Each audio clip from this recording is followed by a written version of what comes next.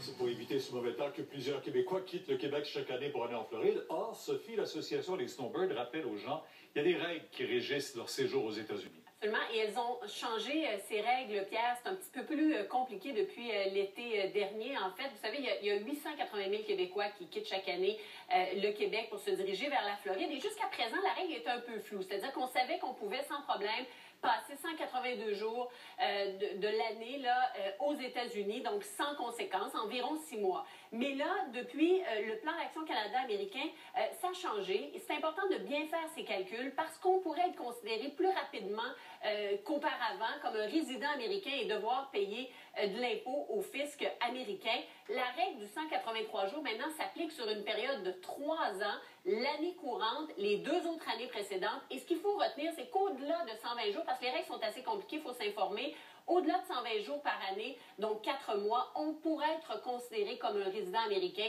et devoir payer de l'impôt. L'autre aspect, c'est notre couverture à la RAMQ, important de bien surveiller. Là-dessus, c'est 6 mois, mais on tient compte de tous les séjours de plus de 21 jours. Alors, il faut faire ces calculs. Ça reste quand même important de le rappeler, on les surveille, ces règles-là. D'autre part, les inégalités